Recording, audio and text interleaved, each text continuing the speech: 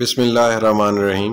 مقابلہ انسان سے مقابلہ کرنے کو کامیابی اور ترقی کا زینہ سمجھتا ہے۔ انسان کو زمانے سے مقابلہ کرنا ہے، بعد مخالف سے ٹکرانا ہے، زندگی کو راہ کی دیواریں گرانا ہے۔ کچھ لوگوں کا خیال ہے کہ انسان کی راہ میں ستم ہائے روزگار حائل ہے۔ انسان کو گردش لیل و نہار سے مردانہ وار گزرنا ہے۔ انسان مسافر ہے جس کی راہ میں فاصلے کی دیوار ہے۔ انسان کو انسانوں کے ازدحام سے راستہ لینا ہے۔ انسان کو فطرت کے ظلم سے نجات حاصل کرنا ہے۔ انسان کو خطرناک، ناہموار، اونچے اور دشوار پہاڑوں کی چوٹیاں سر کرنا ہے۔ انسان کا ہر شے سے، ہر موسم سے، ہر انسان سے، ہر بات سے مقابلہ ہے۔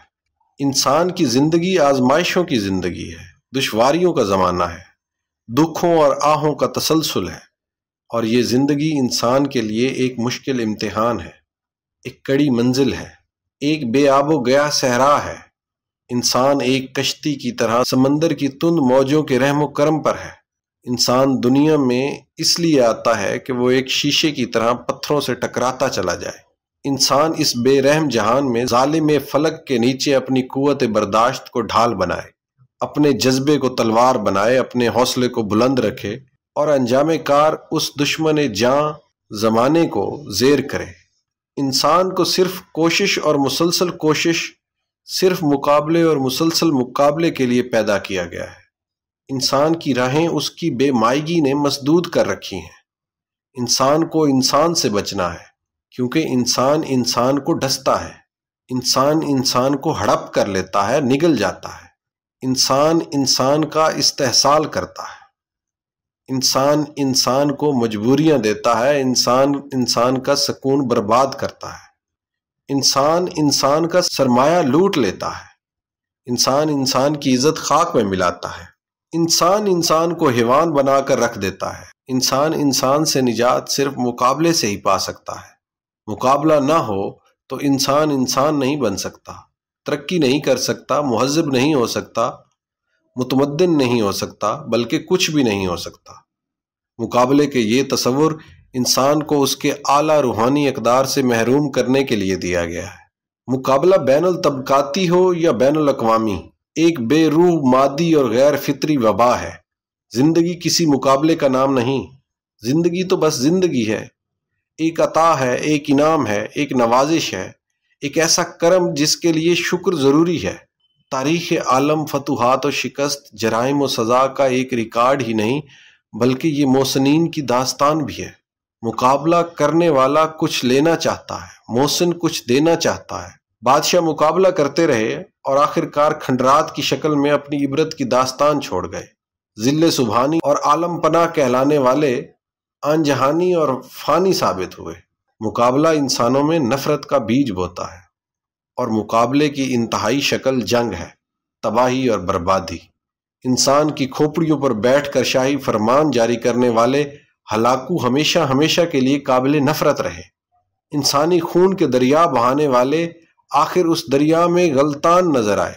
مقابلہ اپنے لیے فتح چاہتا ہے اور دوسرے کے لیے شکست، اور یہی مقابلے کی برائی ہے۔ زندگی کو جہاد مسلسل کہنے اور اسے جدوجہد گرداننے والوں نے نہ جانے اسے کیا کیا بنا دیا۔ ہر ایک سے الجھنا، ہر مقام پر لڑنا، ہر بات پر بحث، ہر امر پر تبصرہ، ہر انسان سے دست و گریبانیاں، ہر موضوع سخن پر لان ترانیاں، ہر شے کو مشکوک نگاہوں سے دیکھنا، ہر ایک کو نیچے دکھانے کے لیے کوشاں رہنا، ہر مقام اور صاحب مقام کی خامی بلکہ خامیاں تلاش کرنا، ہر نظام پر برہم ہونا، نکلتے سورج سے خائف رہنا، ڈوبنے والے ستاروں سے نالاں رہنا، صاحب حیثیت کو صاحب استحصال کہنا، غریبی کو بزدلی اور بے غیرتی کے طعنے دینا، اپنے ماں باپ سے ناراض، اپنی اولاد کے شاکی، اپنے وجود سے بیزار، دوسروں سے برسر پیکار، زندگی کو تیشائے جاں اور حالات کو سنگ گراں کہتے رہنا، خود کو ناقابل فہم کرب مستقل میں مبتلا پانا، ہر طرف ظلم استحصال دیکھنا، ہر جہاز کو پانی کی تہ میں اترتے دیکھنا، ہر سفر کو مجبوری، ہر واقعے کو حادثہ کہنا، محبت کرنے والوں کو احمق سمجھنا، اپنی خود ساختہ دانائی کے قطب مینار سے زمین پر رینگنے والے کیڑے مکوڑوں کو تمسخر سے دیکھنا۔ کاوش پہم کا راگ الاپنا، غرض یہ کہ ہمہ حال بدحال رہنا ہی ایسے لوگوں کا مزاج بن کر رہ جاتا ہے۔ زندگی کو احمقانہ جھگڑالو پن سے علیحدہ کر کے دیکھا جائے تو معلوم ہوگا کہ یہ نعمت ایک احسان ہے، ایک تحفہ ہے، ایک مسکراتا ہوا پھول ہے، خوشبو اور رنگوں کا امتزاج۔ زندگی رواں دواں ایک پاکیزہ دریا ہے جو کناروں کو سیراب کرتا ہوا چلتا رہتا ہے، فیض ہی فیض، تعاون ہی تعاون، برکت ہی برکت۔ انسان کو کیا ہو گیا ہے؟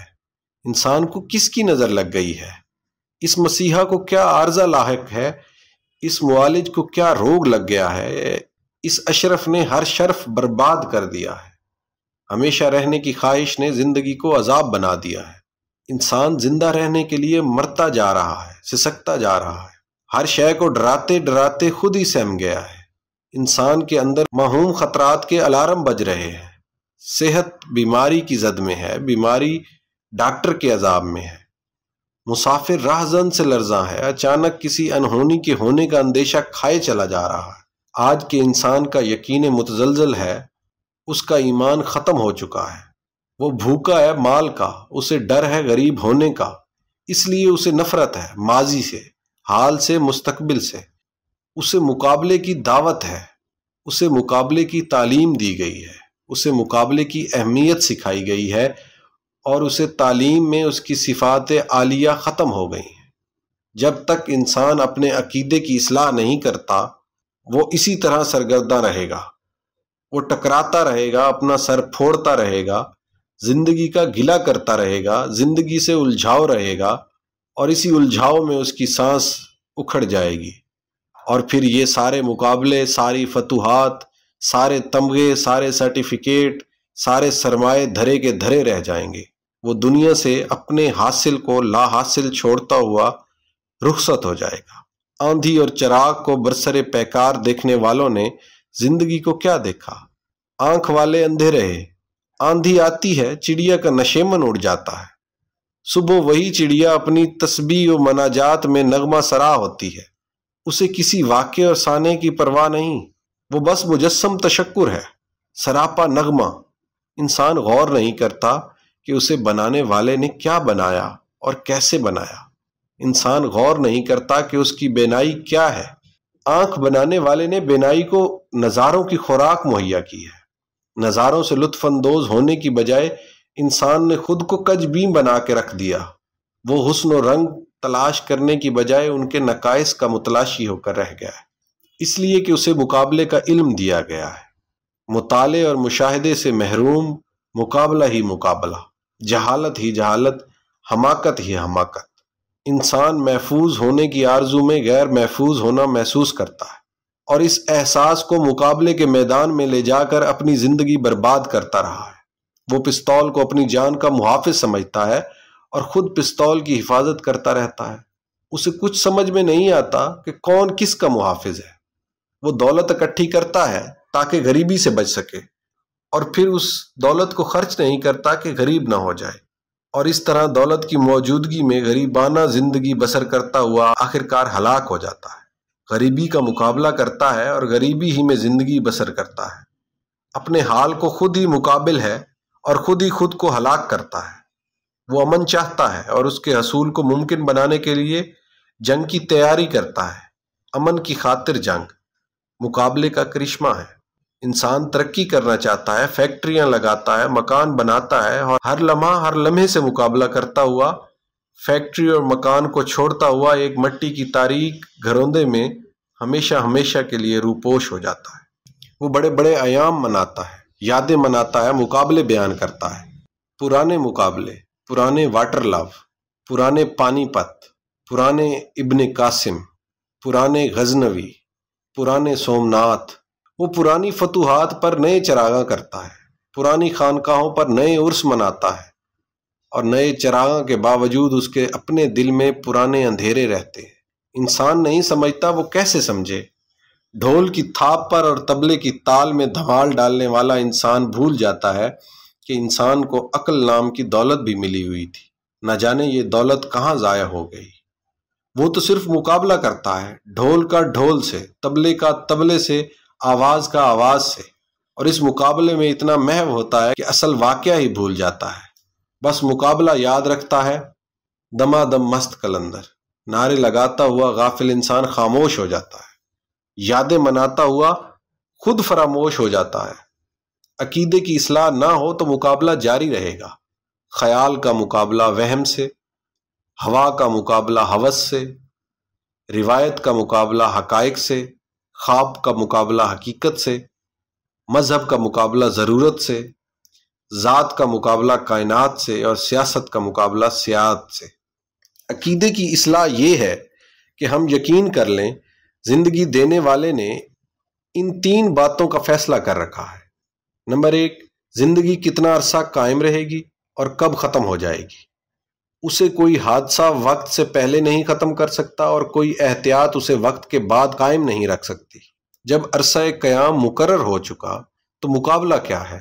زندگی کا انجام جب موت ہی ہے تو پھر یہ کوشش اور مقابلہ کیا ہے؟ نمبر 2، عزت اور ذلت کوشش کے درجے نہیں، نصیب کے مقامات ہیں۔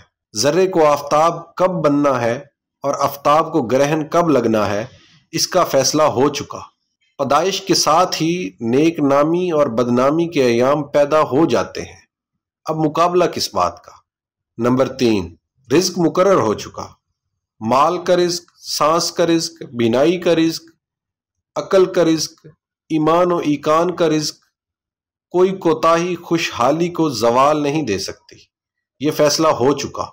مقابلہ صرف وہم ہے تو صاحبان عقل و بصیرت، زندگی ایک مختصر عرصہ ہے، ایک محدود قیام، ایک قلیل دور، اسے بے مقصد دوڑ میں ضائع نہ کریں۔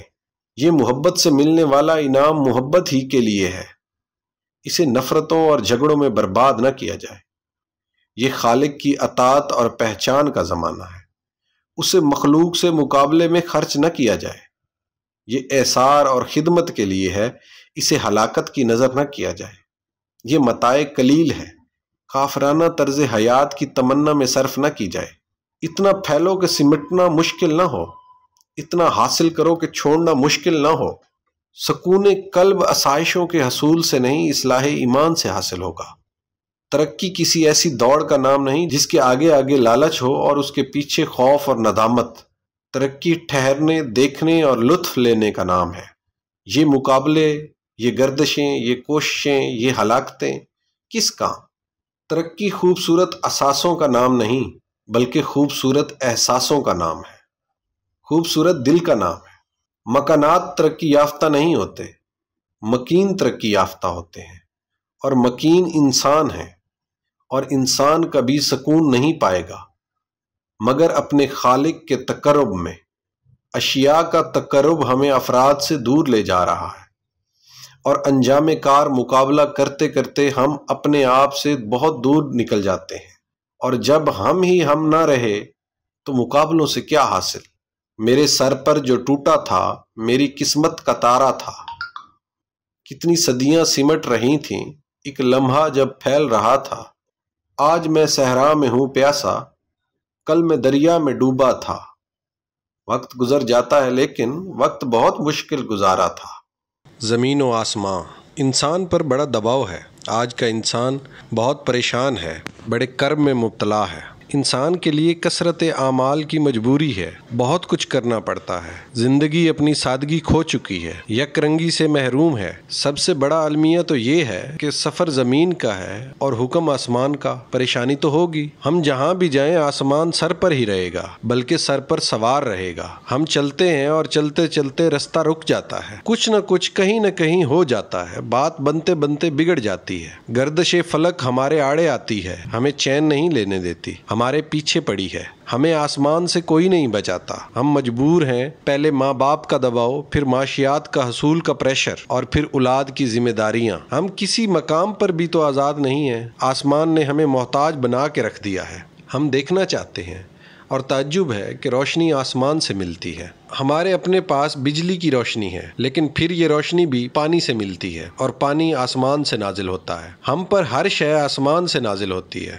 مجبوری، بیماری، تنگ دستی، موت، آسمان ہی ہم پر مجبوریوں کے پتھر برسا رہا ہے۔ ہمیں جکڑ کے رکھ دیا ہے آسمان نے، ہمارے گرد حصار ہے، وقت کا حصار، مجبوری کا حصار، بے بسی کا حصار، بے ذاتی کا حصار۔ ہم کہاں ہیں؟ ہمارے پاس اندھیرے اور اندھیر نگریاں ہیں۔ ہمارے لیے، ہمارے دور کے لیے کیا آسمان کے پاس اندیشوں اور مجبوریوں کے سوا کچھ نہیں ہے؟ کیا آسمان اپنے سارے انعامات تقسیم کر چکا ہے؟ کیا سب سے بڑی ٹرافیاں جیتی جا چکی ہیں؟ ہم شعر کہیں تو ہمارے اشعار غالب کے متروکہ کلام کے ہم پلہ نہیں ہو سکتے، بڑی ندامت ہے۔ ہم ڈرامہ لکھیں تو اس کی انتہا یہ ہے شیکسپیئر کے کسی ڈرامے کی گرد پا نظر آئے۔ آسمان کے پاس کوئی نیا تحفہ نہیں، کوئی نیا ملکہ آسمان سے نازل نہیں ہوتا۔ ہم بہت سچے محب وطن بن جائیں تو قائد اعظم کے مزار کے مجاور کا درجہ نصیب ہو سکتا ہے۔ ہم بڑے مجبور ہیں۔ ہمیں جب بھی منزلوں کا تازہ پیغام ملتا ہے، آسمان ہم پر ناراض ہو جاتا ہے، ایک نئی دیوار ہماری راہ میں نازل فرماتا ہے۔ ہم بڑے بے بس ہیں۔ آسمان ہماری بے بسی پر خاموش ہے۔ ہم پر غریبی نازل ہوتی ہے تو اتنی کہ ہم اپنی زندگی سے مایوس ہو جاتے ہیں، اور دولت نازل ہوتی ہے تو اتنی کہ ہم دوسروں کو زندگی سے مایوس کر دیتے ہیں۔ آسمان ہمیں توازن میں رہنے ہی نہیں دیتا۔ ہم علم حاصل کریں تو ہمیں کسی جاہل سے سابقہ پڑ جاتا ہے، اور جاہل تو بس جاہل ہی ہے۔ آسمان کی طرف سے نازل ہونے والا راہ کا روڑا۔ کہتے ہیں کہ ایک دفعہ حضرت عیسیٰ علیہ السلام بھاگے جا رہے تھے۔ ایک شخص نے دیکھا کہ یہ ہیں تو وہی، مگر بھاگے کیوں جا رہے ہیں؟ اس نے ڈرتے ہوئے کچھ پوچھنا چاہا۔ حضرت عیسیٰ علیہ السلام نے اشارہ کیا کہ وہ بھی بھاگے۔ وہ دوڑا۔ اس نے پوچھا کہ آپ عیسیٰ علیہ السلام ہی ہو؟ انہوں نے کہا ہاں۔ اس آدمی نے کہا آپ وہی ہو جو مردہ کو زندہ کرتے ہیں؟ انہوں نے کہا ہاں۔ اس نے کہا جو بیماروں کو شفا دیتے ہیں؟ انہوں نے کہا ہاں۔ تو آپ بھاگ کیوں رہے ہیں؟ انہوں نے کہا وہ دیکھ جو پیچھے آ رہا ہے وہ احمق ہے۔ اس نے کہا اس کا بھی علاج کرو۔ عیسیٰ علیہ السلام نے کہا احمق کا علاج نہیں، کیونکہ یہ بیماری نہیں ہے، یہ عذاب ہے، یہ گرفت ہے، اس سے بچنا ہی بہتر ہے۔ یہ آسمان سے نازل ہونے والی بلا ہے، اس سے پناہ مانگنے ہی میں عافیت ہے۔ ہمارا دور ایسی بلاؤں سے بھرا ہے۔ یہ ابتلا آسمان کی طرف سے ہے، زمین والوں کو سراسیمہ کرنے کے لیے، ہماری مجبوریوں کو مزید مجبور کرنے کے لیے۔ ہم کتنے مجبور ہیں؟ صبح صبح گھروں سے نکلنے کے لیے مجبور، اور پھر سرے شام واپس لوٹنے پر مجبور۔ ضرورتیں اور مصروفیتیں بڑھتی جا رہی ہیں اور زندگی گھٹتی جا رہی ہے۔ ہر شخص ہمہ وقت مصروف ہے، اور یہ مصروفیت بے مصرف ہے۔ یہ زندگی سسک سسک کے گزرتی ہے، کبھی آغاز رہ جاتا ہے اور کبھی انجام رہ جاتا ہے۔ کچھ سمجھ میں نہیں آتا۔ دوستوں کے حلقے میں جان کے دشمن بیٹھے ہیں، اور جان سے پیارے دشمنوں کے حلقے میں دکھائی دیتے ہیں۔ ستم ہے، فلک ستم ایجاد کا۔ انسان سوچتا ہی چلا جاتا ہے۔ ہماری سوچ ہمارے عمل کو یکسر معطل کر دیتی ہے۔ ہم کچھ سوچ بھی تو نہیں سکتے۔ ہم پر ماضی کا بوجھ ہے، مستقبل کا وزن ہے۔ ہم سوچتے ہیں تو خیال آتا ہے کہ سب کچھ پہلے ہی سے سوچا جا چکا ہے۔ ماضی کے مفکر ہمارے راستے کی دیوار ہیں۔ ہر خیال پرانا ہے، ہر بات پہلے ہی کی جا چکی ہے۔ ہمارے افکار تازہ نہیں۔ ہم کوئی نئی بات کریں تو معلوم ہوتا ہے کہ ہم سے پہلے کوئی انسان کر چکا ہے۔ آسمان اپنے نوادرات لٹا چکا ہے، ہم پر تو صرف دباؤ ہی ڈالتا ہے۔ ہمیں ڈراتا ہے بلائے ناگہانی سے، ہمیں خوف زدہ کرتا ہے قحط سالی سے، تنگی افکار سے۔ ہم پر صرف غریبی اور غریب الوطنی مسلط کر رکھی ہے گردش فلک نے۔ افلاک سے نالوں کا جواب اقبال کو آتا ہوگا، ہماری فریاد پر تو آسمان کان نہیں دھرتا۔ ہم پکارتے جا رہے ہیں، چیختے جا رہے ہیں، فریاد کر رہے ہیں، التجائیں اور دعائیں کر رہے ہیں، اور وہ ہے کہ ٹس سے مس نہیں ہوتا۔ اسے اپنی وسعتوں اور بلندیوں پر ناز ہے اور بجا ہے۔ ہم تحلیل ہوتے جا رہے ہیں، ہم مجبوریوں کی چکی پیس رہے ہیں، اور اسے اپنی آزادیوں پر فخر ہے اور بجا ہے۔ ہمیں کوئی ٹھکانہ نہیں ملتا، اور اسے کسی ٹھکانے کی ضرورت نہیں ہے۔ ہم اندھیروں میں کھو گئے ہیں، اور وہ روشنی کے خزانے لیے بیٹھا ہے۔ ہمارے پاس صرف روشنی کی تمنا ہے، اور وہ بھی سہمی سہمی، دبی دبی۔ اور آسمان ہے کہ سورج اس کے، چاند اس کے، ستارے اس کے، سیارے اس کے، سب روشنی اس کی، سب جلوے اسی کے پاس، ہر منور شے اسی کے پاس۔ یہ زندگی ہمارے لیے شب فرقت بنی ہوئی ہے۔ رو رو کے کاٹ رہا ہے آج کا انسان، کراہ رہا ہے یہ دور بار ہستی سے، اور اس پر ستم بلائے ستم یہ کہ ایک عاقبت مسلط ہے۔ طرفہ تماشا ہے، زمین نے پاؤں پکڑ رکھے ہیں اور آسمان چابکے مارتا ہے، ہانکتا ہے۔ انسان کہاں جائے؟ آدمی پر بڑے آلام ہیں، بڑے مصائب ہیں، کڑے سفر ہیں، کالے کوسوں کی راہ ہے۔ راہ گزرے حیات میں نخلستان نہیں ملتا۔ طوفانی سمندر میں جزیرہ عافیت کا جزیرہ نہیں ہے۔ اجنبی ہجوم ساتھ چل رہا ہے، اپنا کوئی نہیں، انسان خود اپنا نہیں۔ لیکن اس کے دل میں حصار وقت کی مجبوریوں کو توڑنے کی قوت پنہاں ہے۔ انسان نے دیکھا ہی نہیں گرمی رخسار کا عالم۔ انسان جمع کیے ہوئے مال کو گنتا جا رہا ہے اور وہ بھول گیا ہے کہ پیسہ ہی تو مجبوری ہے۔ اس مجبوری کو توڑا جا سکتا ہے۔ پیسہ تقسیم کر دو ان لوگوں میں جن کے پاس نہیں ہے۔ ہم آسمان کو کوستے ہیں، خود کو نہیں دیکھتے۔ ہم مجبوریوں کا نزول دیکھتے ہیں، آزادی کا پیغام نہیں سنتے۔ آسمان ہماری زندگی کو بڑے پیغام دیتا رہا ہے، ہم پھر غفلت کی چادر تان کر سو جاتے ہیں۔ آسمان سے روشنی آئی، نور آیا، نور مبین آیا، نور یقین آیا۔ ہم غفلت میں رہے، ہم وابستگیوں سے نکل چکے ہیں، اسی لیے ہم اپنی انا کے جنگل میں پھنس گئے ہیں۔ ہم خود کو آوازیں دیتے ہیں اور خود ہی جواب دیتے ہیں اور کہتے ہیں یہاں کوئی نہیں۔ ہم اپنی زندگی پر خود ہی طرز کھانے لگ جاتے ہیں۔ ہم اپنے ماحول سے صرف حاصل کرنا چاہتے ہیں، اسے کچھ دیتے نہیں۔ ہمارے پاس آسمان کا پیغام آزادی آیا، ہم نے غور نہیں کیا۔ ہم نے مجبوریوں سے آزاد کرنے والی راہ اختیار ہی نہیں کی۔ انسان جانتا ہے کہ اس کا قیام عارضی ہے۔ اس نے ہر شے، ہر شخص، ہر بات اور ہر ارادے کو چھوڑ جانا ہے۔ اسے بتا دیا گیا ہے کہ یہ بستی ہمیشہ بسنے والی نہیں۔ ہستی کا شجر سانس کی آری سے کٹ جاتا ہے۔ انسان بھول گیا اس عہد کو جو اس نے کر رکھا ہے اپنے پیدا کرنے والے کے ساتھ۔ انسان ہر مقام پر سرنگوں ہوتا ہے، ہر خواہش پہ مرتا ہے، ہر آرزو سے بھیک مانگتا ہے، اور نہیں مانگتا تو اس سے جس کے پاس سب خزانے ہیں، آسمان کے اور زمین کے خزانے۔ ہم آسمان اور گردش آسمان کو اپنا مقدر ساز سمجھ بیٹھے ہیں، اور وہ جس نے آسمان اور زمین کو بنایا ہے اس سے ہم رستہ استوار ہی نہیں کرتے۔ تقدیر پیدا کرنے والا ہمیں اپنی طرف شفقتوں اور رحمتوں کے پیغام بھیجتا ہے۔ اس نے ہمارے لیے اپنی رحمت کی انتہا کی ہے، اپنے محبوب صلی اللہ علیہ وآلہ وسلم کو ہمارے لیے ہماری رہنمائی کے لیے بھیجا، تاکہ ہم اس زندگی کے کرب اور اس کے بے معنی مجبوریوں اور بے مصروفیتوں سے نکل کر آزادی، دل کی آزادی کی منزلوں کی طرف گامزن ہوں۔ ہم ضرور زمین پر رہتے ہیں، ہم اپنی پیشانی زمین پر رکھتے ہیں تو جواب آسمان سے آتا ہے۔ دنیا نے ہمیں ہمارے عقیدے متزلزل کیا ہے، ہم بلا سبب الجھ بیٹھے ہیں، ہر وقت گلہ کرتے ہیں، شکوہ کرتے ہیں، شکایت کرتے ہیں، خواہشات کا انبار لگاتے ہیں، اور پھر سکون قلب کے نہ ہونے کا شکوہ۔ ہم کیوں نہیں اس راہ پر چلتے جو راہ سیدھی ہے، جس راہ پر چل کر ہی سکون ملے گا؟ ہم کیوں نہیں اس کے حکم کو مانتے؟ زندگی کا حسن نظروں سے اوجھل ہو گیا ہے، ہم اپنے عظیم محسن کا احسان بھول گئے ہیں۔ ہم اپنے رہنما، اپنے محبوب رہنما کے نقش قدم پر کیوں نہیں چلتے؟ ہم نے بے شمار رہبر بنا لیے، کثرت قائدین نے قیادت کا مفہوم ہم سے چھین لیا۔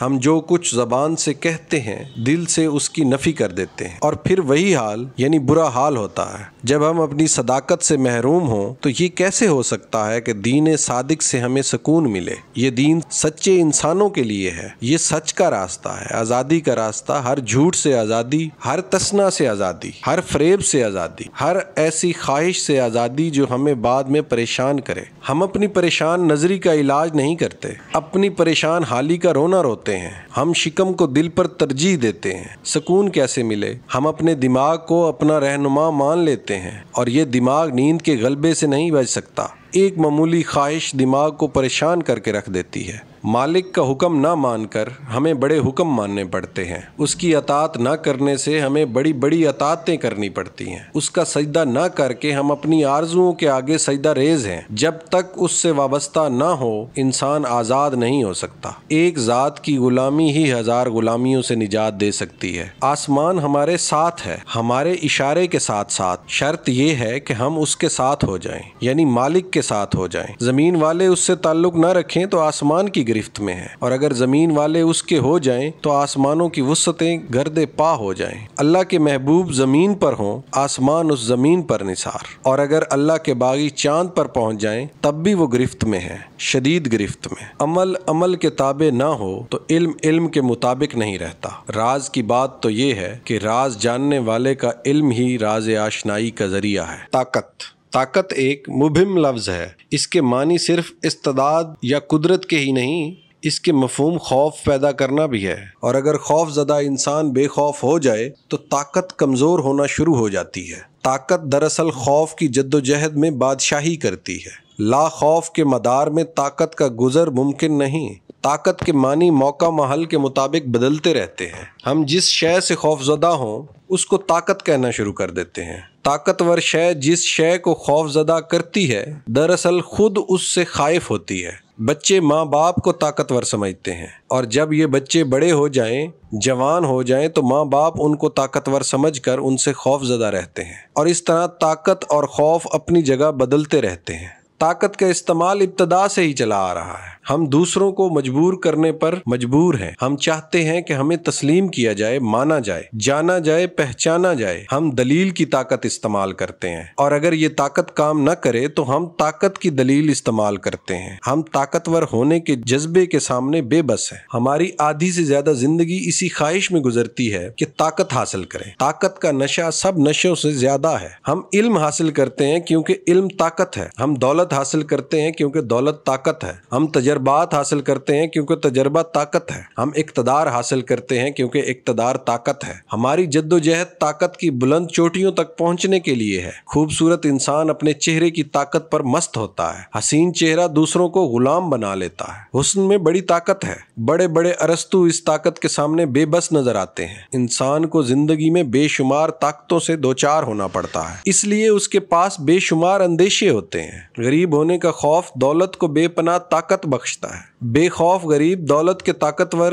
صنم کدے کا ابراہیم ہے۔ ہمیں گمنام ہونے کا خوف رہتا ہے، اس لیے ہم ناموری کی طاقت کو تسلیم کرتے ہیں، اور ناموری نیک نامی اور بدنامی کے درمیان کہیں بھی ہو ہمیں مجبور کر دیتی ہے۔ جوں جوں انسان کا نام پھیلتا ہے وہ اپنی ذات کو پھیلتا ہوا محسوس کرتا ہے۔ وہ حاوی ہونا چاہتا ہے، وہ چھا جانا چاہتا ہے۔ اپنی شہرت کی طاقت کو برقرار رکھنے کے لیے وہ کسی خیر شر کی تمیز سے بیگانہ سا ہو جاتا ہے۔ انسان اپنی شہرت کی طاقت کو برقرار رکھنے کے لیے انسان فتوحات کرتا ہے۔ طاقت کے ذریعے طاقت کے لیے وہ انسان کو موت کا خوف دے کر اپنی زندگی کی طاقت منواتا ہے۔ فاتحین عالم تلوار اور آگ کا سہارا لے کر اپنی طاقت کا اظہار کرتے رہے ہیں۔ انسانوں کا قتل عام کر کے ان کے خون سے اپنے چہروں کو سرخرو سمجھتے رہے ہیں۔ طاقت ہی انسان کی سب سے بڑی کمزوری ہے۔ حسن کی طاقت کے مقابلے میں انسان عشق کی طاقت لاتا ہے، اور طاقت کا کھیل جاری رہتا ہے۔ منوانا اور انکار کرنا ازل سے چلا آ رہا ہے۔ کسی طاقت کا منکر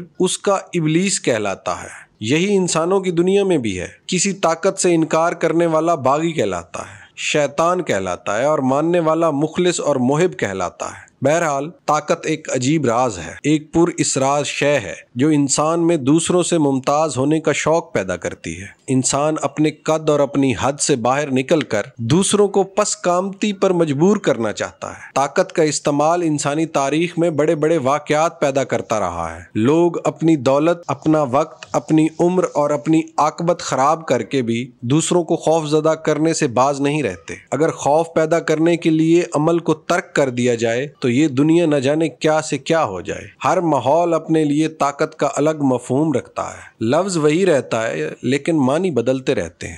اس کا دائرہ بدلتا ہے، اس کی تاثیر بدل جاتی ہے۔ مثلاً اگر استاد شاگردوں پر طاقت استعمال کرے تو اس کے معنی ایک آدھ چپیڑ کے ہوں گے، اور اس طاقت کا استعمال شاگرد کی زندگی کے لیے بہتر ہو سکتا ہے۔ استاد کی نیت اصلاح ہے، یہاں طاقت کا استعمال برائے اصلاح ہے۔ استاد کا خوف طالب علم کو علم کی لگن دے سکتا ہے، اور اگر یہ خوف حد سے بڑھ جائے تو طالب علم میدان چھوڑ کر بھاگ نکلتا ہے۔ طاقت کا استعمال حد سے بڑھ جائے تو اطاعت کی بجائے بغاوت پیدا کر سکتا ہے۔ جس طرح خوراک جسمانی طاقت کے لیے ضروری ہے، لیکن اگر خوراک کا استعمال حد سے بڑھ جائے تو صحت کی تباہی کی علامت ہے۔ قوموں کی زندگی میں بھی کئی طرح کی طاقتیں کام کرتی ہیں۔ طاقت کے دم سے ہی سماجی اور معاشی نظام قائم رکھا جاتا ہے۔ پولیس ایک طاقت کا نام ہے جو مجرموں کو خوفزدہ رکھنے کے لیے قائم کی گئی ہے۔ اگر یہ طاقت مجرم اور معصوم کے امتیاز سے آشنا نہ ہو تو یہ طاقت بھی اپنے مبینہ مفہوم سے باہر ہو جائے گی۔ حکمرانوں کے پاس طاقت ہوتی ہے، اور یہ طاقت ہونا چاہیے۔ اس کے دم سے حقوق و فرائض کے رشتے قائم رہتے ہیں۔ طاقت کا ہونا ضروری ہے، اس کا اظہار اور استعمال ضروری نہیں۔ طاقت کا کثرت سے استعمال طاقت کو کمزور کر دیتا ہے۔ والدین کی طاقت کا آخری استعمال یہ ہوتا ہے کہ وہ اپنی اولاد سے کہیں کہ بیٹا ہم آپ کے والدین ہیں۔ ماتحتوں میں مرتبے کی عزت و توقیر کا شعور نہ ہو تو مرتبے کا اظہار بے معنی سا ہو کر رہ جاتا ہے۔ ہر ملک اپنے پاس فوج کی طاقت رکھتا ہے، یہ ضروری ہے کہ اس طاقت کے دم سے ہی دشمن خائف رہتے ہیں اور اس طرح قوموں کی آزادی محفوظ رہتی ہے۔ جنگ کی تیاری امن کے تحفظ کا ایک ذریعہ ہے، لیکن اگر تیاریاں حد سے بڑھ جائیں تو امن کا مفہوم ہی ختم ہو کر رہ جاتا ہے۔ یہ عجیب تضاد ہے کہ آزادی کا خاتمہ بھی طاقت سے ہوتا ہے۔ آزادی کا مطلب خوف سے آزادی ہے۔ آج کی آزاد دنیا عظیم جنگی تیاریوں میں مقید ہے۔ ترقی یافتہ ممالک اپنی طاقت اس حد تک بڑھا چکے ہیں کہ ترقی پذیر اور پسماندہ ممالک کی آزادی کا مفہوم ختم ہو گیا ہے۔ طاقت کے نشے، طاقت کے حصول اور طاقت کے اضافے نے انسان سے آزادی اور آزاد خیالی چھین لی ہے۔ غلامی خوف کا دوسرا نام ہے۔ طاقت جب خوف پیدا کرتی ہے تو آزاد انسان غلام بن کر رہ جاتا ہے۔ بڑی قومیں جب طاقت کا استعمال کی دھمکی دیتی ہیں تو اس کا مفہوم مہذب دنیا کی مکمل تباہی کے قریب ہوتا ہے۔ طاقت کی زبان بولنے والے دنیا کو تباہی کے دہانے کی طرف دھکیل رہے ہیں۔ طاقت کے حصول اور طاقت کے اظہار نے انسان کو غافل کر دیا ہے۔ انسان دوسروں کو موت سے ڈراتے ڈراتے خود موت کے منہ میں جا پہنچا ہے۔ ہر طاقتور کے اوپر ایک طاقت مسلط ہے جو شاید محسوس نہ ہو، لیکن یہ اپنا کام کر رہی ہے۔ ہمارا ہر قدم موت کی طرف ہے۔ سانس کی آری ہستی کے درخت کو مسلسل کاٹ رہی ہے۔ کیا طاقت اور کیا کمزوری! ہم رواں دواں ہیں اپنی آخری منزل کی طرف۔ فاتحین مفتوح ہو جاتے ہیں، طاقتور آخر کمزور ہو جاتے ہیں، خوف زدہ کرنے والے آخر خوف زدہ ہو کر رہتے ہیں۔ انسان اگر محسوس کرے کہ عزت دینے والے نے ہی سب انسان پیدا کیے ہیں اور سب کو زندہ اور آزاد رہنے کا حق ہے تو یہ ضرور اپنے لہجے کو بدل لے۔ طاقت غرور پیدا کرتی ہے اور خوف نفرت پیدا کرتا ہے، اور نفرت حد سے بڑھ جائے تو بغاوت، اور بغاوت طاقت سے ٹکرا کر اسے ختم کر دیتی ہے۔ ہم دیکھتے ہیں کہ اصل حکومت دلوں پر حکومت ہے۔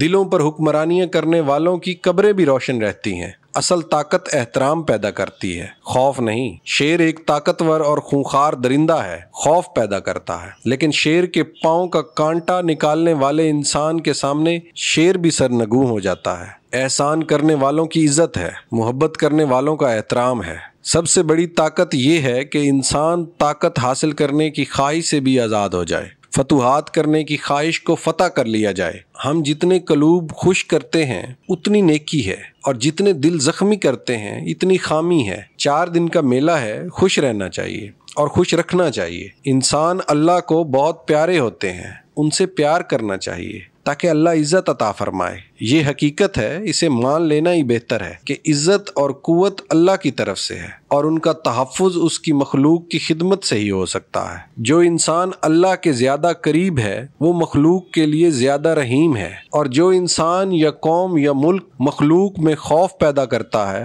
وہ اللہ کے قریب نہیں ہے، اور جو اللہ کے قریب نہیں ہے اس کا مرتبہ حجاب، اس کی طاقت حجاب، اس کی شہرت حجاب، اس کا وجود حجاب۔ فرعون کی طاقت اور انا پرستی بے بس ہو گئی اس انسان کے سامنے جو واحد اور لا شریک اللہ کی محبت میں عزت اور حقیقی قوت کا لازوال انعام حاصل کر گیا۔ جن لوگوں کو آپ کی موت کا غم ہو سکتا ہے ان کو زندگی میں خوشی ضرور دینا، خوشی دینے والا ہی تو غم دے جاتا۔ پردیسی: جب انسان ایک دوسرے سے بیزار ہو جائیں، اپنے آپ سے، اپنے مستقبل سے مایوس ہو جائیں، ان کی امیدیں غیر ممالک سے وابستہ ہوں، ان کے اثاثے، ان کا سرمایہ ملک سے باہر ہو، تو لازمی بات ہے کہ وہ اپنے وطن میں رہ کر بھی خود کو غریب الوطن محسوس کریں گے۔ ہر انسان پردیسی ہے۔ پردیس ہمارا محبوب دیس ہے۔ انسان کی مجبوری یہ ہے کہ اپنے محبوب کے وطن کو اپنا محبوب سمجھتا ہے۔ بیگانگی، اجنبیت، لا تعلقی، بے حسی،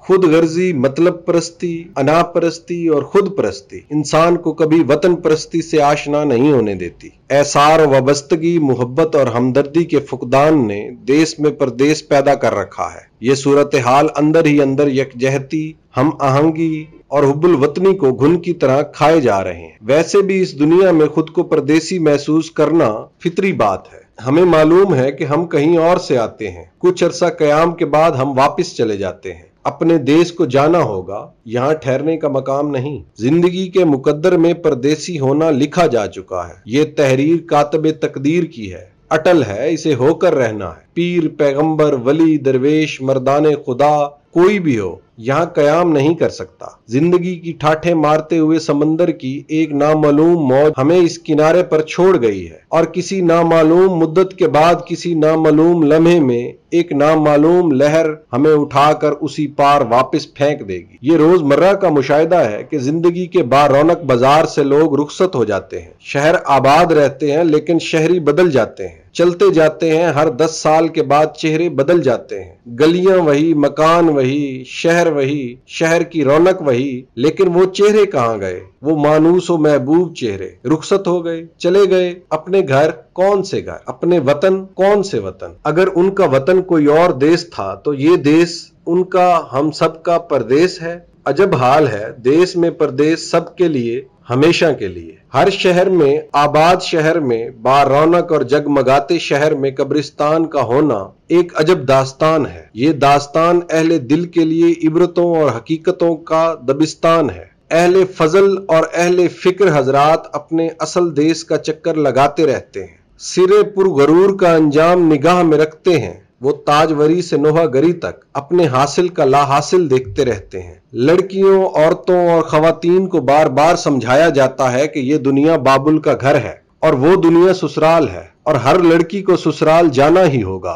दरअसल ये इतला है, ये ऐलान है, ये वार्निंग है कि जाना ही होगा। परदेश में रहने वालों, इससे गलती से अपना देश समझने वालों, ये समझ लो कि जाना ही होगा, इसके बगैर चारा ही नहीं। देश परदेश है और हम सब परदेसी हैं। हम सुनते हैं और भूल जाते हैं, देखते हैं और भूल जाते हैं। हमें दावत है कि ए आंखों वालों, सैर करो दुनिया की और देखो आकबत उन झूठे मालकों की जिनकी असल मलकियत कुछ न थी। ये इबरत कदा है, वक्त का इबरत कदा। आज के खंडर कल के महल्लात थे। आज जहां उल्लू बोलते हैं वहां कल तक रौनकें थी। जिले सुबहानी के जलाल का शोहरा था, आज वहां कुछ भी नहीं है। वो परदेसी अपने देश को चले गए और छोड़ गए वैरानियां अपने बाद। हम समझते नहीं, मालिक बन बैठते हैं। जमीन को इंतकाल कराते कराते हमारा अपना इंतकाल हो जाता है और ये देश नए परदेसियों का इंतजार करता है। बड़े बड़े शहरों में तो वैसे भी परदेसी ही रहते हैं। दूर से आने वाले यहाँ मुकीम होते हैं, प्लाटों की सेल होती है और फिर वही हाल, यानी वही बुरा हाल। जाना ही होगा अपने गांव के वीरान कब्रिस्तान में, नामालूम देश का पहला स्टेशन, और फिर मंजिलें, मंजिल दर मंजिल, सफर दर सफर, और फिर आएगा अपना देश, असल देश, जहां से सफर का आगाज हुआ था। इस वाकये को हर रोज हर आदमी देखता है और भूल जाता है, और उस वक्त तक भूले रहता है जब तक उसे जोर से झंझोड़ा न जाए कि आ गई तेरे सफर की बारी, घर जाने की घड़ी और अब जाना ही होगा। ना गुजीर है। गौर से देखा जाए तो किराए के मकान में रहने वाला सारी उम्र खुद को परदेसी समझता है, न जाने कब उसे मकान से निकाल दिया जाए। आधी से ज्यादा कौम किराएदार है, परदेसी है। मुलाजिम पेशा इंसान का कोई देश नहीं। आज यहाँ कल वहां। इन लोगों की जिंदगी का अंदाजा लगाएं कि बीवी कहीं, खुद कहीं, सोचने का मकाम है। रेलगाड़ियों को देखें, खचाखच भरी हुई हैं। परदेसी आ रहे हैं, परदेसी जा रहे हैं। हजारहा बसें हमा वक्त सफर में है, परदेसी आ रहे हैं, जा रहे हैं। हवाई जहाजों की बुकिंग, टिकट नहीं मिलता परदेसियों को। या अल्लाह, तमाम मुसाफिरों का कौन सा देश है? ये कहां से आते हैं और कहां जा रहे हैं? आज की बैनुल अक़वामियत ने देश के तस्वुर को वैसे भी रद्द कर दिया है। हम किसी देश के शहरी नहीं, हम दुनिया के रहने वाले हैं। सब परदेसी हैं वतन में, वतन से बाहर। हमारे सियासतदान सब परदेसी हैं। किसी की किताब हिंदुस्तान में छपती है, किसी की इंग्लिस्तान में। अपने अपने देश में सियासत परवरिश पाती है, बैरूनी मुमालिक में, और फिर वापसी पर बहारें साथ लाऊंगा अगर लौटा बयाबां से। लेकिन नहीं, परदेसियों के क्या ठिकाने, जाने कब क्या हो जाए। लंदन में बैठकर देसी लोग प्लानिंग करते हैं देश के बारे में, अपने देश के बारे में, अपने परदेश में। अजब हाल है, परदेश ही परदेश है। सबसे ज्यादा हसरतनाक हालात उन परदेसियों के हैं जो कस्बे माश के लिए बाहर गए, बैरून मुल्क गए। उनके अजीज उनके इंतजार में यहाँ परदेसी हैं, वो वहां परदेसी। दौलत की हवस ने जुदाइयां पैदा कर दी हैं। पैसा आ रहा है और उम्र बीती जा रही है। हालात बेहतर करने की तमन्ना ने हालात खराब कर दी है। ख्वाहिशात का फैलाव, नुमाइश की ख्वाहिश, आराइश की तमन्ना ने मजबूर कर दिया कि अपने महबूब बेटे, महबूब खामंद को वतन से बाहर भेजा जाए। अब घर में इंतजार है, खत का इंतजार, पैसे का इंतजार, पैसे भेजने वाले का इंतजार, जिसकी खातिर घर सजाया वही घर में नजर ना आया। हैरत है, अफसोस है, हम क्यों नहीं सादा जिंदगी बसर करते? क्या गरीबुल वतनी के बगैर गुजर नहीं हो सकती? और वो लोग बेचारे वतन से दूर यादों के सहारे दिन काट रहे हैं। ऊपर से गुजरने वाले त्यारों को हसरत की निगाह से देखते हैं कि ये जहाज वतन जा रहे हैं, और वो मजबूर हैं अजनबी जमीनों पर, अजनबी फिजाओं में, अजनबी लोगों में, अजनबी माहौल में वतन में इज्जत की जिंदगी गुजारने की तमन्ना में परदेश की जिल्लत बर्दाश्त कर रहे हैं। मजबूरियों का अजाब नाजिल हो चुका है, हम क्यों नहीं समझते? दौलत की तमन्ना दिलबरों को दूर कर देती है। इंसान गरीबी का लुकमा नहीं खाता और जुदाई का जहर खा लेता है। क्यों न बुला लिया जाए इन बेचारों को? वीसीआर न सही रंगीन टीवी के बगैर भी जिंदगी गुजर सकती है। अपने प्यारों को जुदा करके कौन सा म्यूजिक सुनोगे? गरीबी के अंदेशे से निकल कर तुम और बड़े अंदेशों में मुब्तला हो चुके हो। तुम सब एक दूसरे की याद में रोते रहते हो। चंद सिक्कों के एवज इतना बड़ा अजाब, जुदाई का अजाब। बुला लो परदेसियों को देश में वापस। वो दानिश्वर भी परदेसी हैं जो सफरनामा लिखने के लिए मुसाफिर बनते हैं। सफरनामे की ख्वाहिश ही परदेश की तमन्ना है। जब ख्याल और रिफ़त ख्याल कमजोर हो जाए तो वाकयात का बयान आसान महसूस होता है। ख्याल के सफर से जिस्म का सफर आसान है। बहरहाल आजकल सफरनामों का दौर है, मुसाफरत की घड़ी है, परदेसी हो जाने के जमाने हैं। पासपोर्ट और वीजा और एनओसी के हसूल का वक्त है। जब तक ख्याल एक मकाम पर न ठहरे हम किसी मकाम पर नहीं ठहर सकते। हमारा हर ख्याल अभी जेर तश्कील है, अभी हर शोबा जेर मंसूबा बंदी है, अभी बड़े फैसले बाकी हैं, हमारे फैसले और फिर हमारे बड़ों के फैसले। हम लोग अजीब हाल में हैं। घर में पंजाबी बोलते हैं, महफिलों में उर्दू, दफ्तरों में अंग्रेजी, इबादत अरबी में करते हैं। हर जबान परदेसी है, हम कई दफा परदेसी हैं। हम अंग्रेजी जबान से निजात हासिल नहीं कर सकते और हम सिंधी, बलोची और पश्तो से नाआशना, भाई की जबान से बेखबर दूर की जबानें बोलते हैं और यहाँ खुद को परदेसी समझते हैं। भाई भाई की जबान से आशना ना हो तो भाईचारा कैसे पैदा हो? इंसान घर से निकले तो परदेसी हो जाता है। 60 किलोमीटर के बाद जबान का लहजा, अल्फाज, डिक्टेशन बदल जाते हैं। जिला जिला की जबान अलग है। एक सूबे का आदमी दूसरे सूबे में मुकम्मल परदेसी है। जबान और लिबास की यकसानियत ख्याल में यकसानियत पैदा करती है। इस यकसानियत के बगैर हम सब परदेसी हैं। एक दूसरे के पास, एक दूसरे से नाशनास, देश में परदेसी। जिंदगी के मुकद्दर में परदेसी होना लिखा जा चुका है। हम तमाम उम्र जायर और मुसाफिर रहते हैं, कभी इस आस्ताने पर, कभी उस आस्ताने पर, कभी इस तरफ, कभी उस तरफ। इस्लाम अरब से आया, हम समझते हैं कि हम भी अरब से आए हैं, इसलिए हम रोज उम्रा, हज, ज़ियारतें करते रहते हैं। हिंदुस्तान में हमारे रूहानी पेशवाओं के आस्ताने हैं। हम उनकी जुदाई में परदेसी महसूस करते हैं खुद को। हमारे फिक्री और सियासी पेशवा भी दूर बसते हैं। हम उनके दयार को भी अपने लिए देश समझते हैं। हम अपने आप से या तो मफरूर होना चाहते हैं या हम समझते ही नहीं कि हमारा देश क्या है। बहरहाल हमारे महबूब की गलियां ही हमारा देश हैं। दरअसल हम इस फानी जहान में बेकरार ही रहते हैं। हम सब परदेसी हैं। जब तक हम अपने देश न जाएं हमें चैन नहीं आएगा। हमारा असल देश हमारे पांव के नीचे मट्टी में है या सर के ऊपर आसमान में है। वजूद मट्टी से आता है, मट्टी के देश में लौट जाएगा। रूह आसमान या ला मकान से आती है,